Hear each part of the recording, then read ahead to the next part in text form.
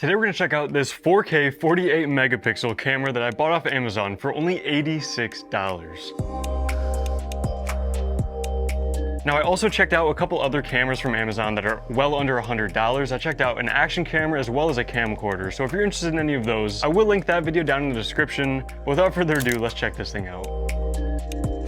There's not really brands on these, and sometimes it's just the same camera with a different brand, so they're pretty much just brandless cameras. But this right here is digital camera. And so the box itself is pretty generic. There's just some pictures of the camera. And then right here, it shows some of the specs. So 4K video, supposedly, 48 megapixel photos, autofocus, it has a flash, anti-shake, so it's got stabilization apparently, 16x powerful zoom, beauty face, and face detection. And so that's all the specs that it mentions on the box, but let's go ahead and get this thing out and see what you actually get.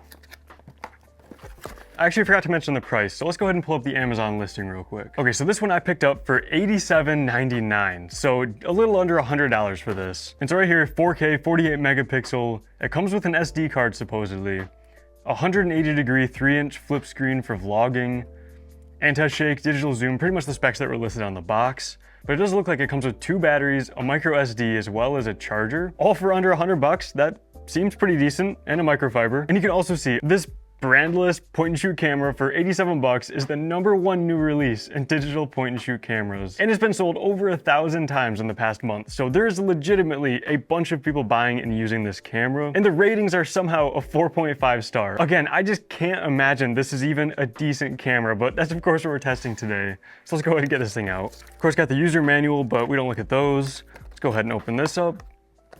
All right, there's the battery charger right there. It's actually a USB-C charger. So we're kind of getting decent new technology, no micro USB or anything like that. And this is a tiny battery charger. I wish all battery chargers were this small, to be honest. Next up, just a USB wall outlet brick. Really anything extra we get besides the camera is pretty awesome to be included for $87. All right, right here is the accessory box. So we'll open that in just a second. And then of course, this is probably the camera box. So we don't need that. Battery charger, we might need that later, but I'll put that out of the way for now. Same with this. All right, so we got these 2 boxes right here. First of all, let's open up this accessory box. All right, so here we go. We got a 32 gigabyte micro SD card. Pretty standard, 32 gigs. Probably hold quite a bit of data on this camera. It looks like a mini to full-size HDMI cable. So it must have a mini HDMI output, but still an HDMI cable came with it. That's kind of cool. Got the USB-C for charging. A little wrist strap, which again, I wasn't expecting to see that. Really doesn't feel like terrible quality, to be honest. It's got a quick release on it. I mean, yeah, a wrist strap. All right, there's the 2 batteries that said it came with. These are 800 milliamp hour batteries, which I don't know, doesn't seem terrible, to be honest. And then we get a lens cap. And then right here, we got the camera. Let's get this out. Look at that, it's like in its own soft case. All right, that's everything in that box.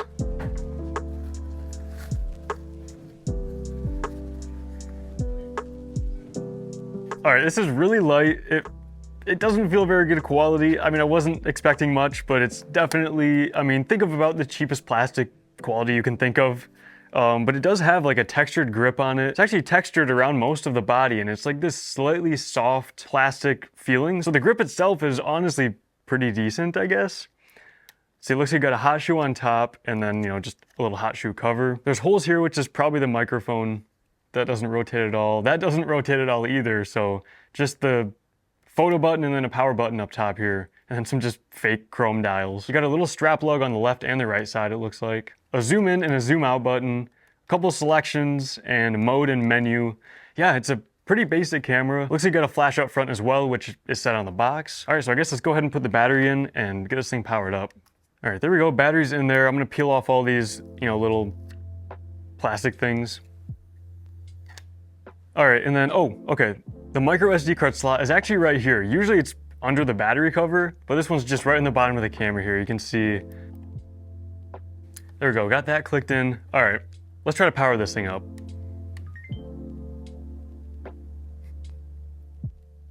There we go, that was a pretty quick startup. All right, so it's powered on, it's working, you can see right there.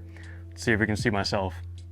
There we go, I don't know if I'm in focus. I actually see a boxer on my face. All right, I'm gonna flip this around so you're not gonna be able to see it for a second. Okay, there's a box around my face and I can see it focusing, so there actually is autofocus in this. I was assuming it was just a fixed focus lens that just had a really deep depth of field. Although I really don't know if it's a good or bad thing that it has autofocus, because I can already see it kind of hunting back and forth quite a bit, even though I'm kind of in the same spot. And I don't think it's touchscreen.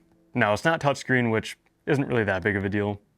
Look at that, so there's a bunch of different photo resolution modes. You can go all the way down to 2 megapixel and all the way up to 48 megapixels, which is supposedly 8,000 by 6,000 pixels. We'll see about that. I mean, 48 megapixels is a lot of resolution, and maybe it technically is, but I can guarantee it's not the same as 48 megapixels on a, you know, APS-C or full frame camera sensor or something like that, because this probably has a tiny sensor, like probably smaller than a smartphone sensor in this thing. It does have single and continuous shooting, so I actually want to just check real quick how fast the continuous shooting is on this. I don't know if you could hear that. It only took 3 and then it stopped actually. I was holding it down the whole time. It was about 1 photo per second, so that's definitely not the best continuous shooting speed. It's got a self timer. You can adjust the exposure, white balance. Okay, quality right here, super fine, fine, or normal. Of course, we'll keep that in super fine. All right, let's try to switch it to video. So I think mode right there. All right, right there. So we got full HD. Let's see if I can change that. All right, here we go, movie size. So we'll change it from full HD up to Ultra HD 4K. And then we can do normal, motion detection, time-lapse photo, and then slow motion video. I'm actually kind of surprised to see slow motion on there. I wonder what frame rate that records in, but let's do normal video for now. All right, I think that's everything. So we're in 4K video mode. I'm gonna flip the screen around, and actually it only flips, so I can't adjust this any other way except right here or right there. It doesn't tilt, it doesn't do anything else except just flip out like that. All right, let's see. First video test, 4K video. All right, I think I'm recording. That looks very choppy. I don't know if it's just on the camera, but this looks really choppy. Okay, so it turns out 4K is only in 15 frames per second.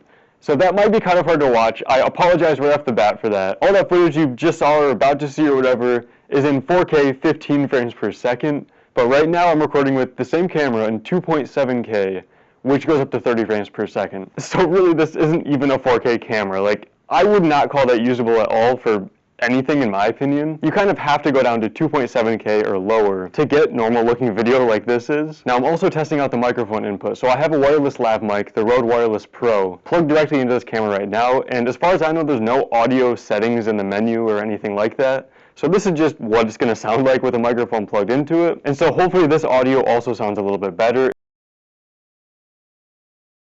I don't see a boxer on my face right now, so that might only be in photo mode where it tracks your face. Let me get up and start walking around a little bit, you know, do a little vlog test, a little stabilization test.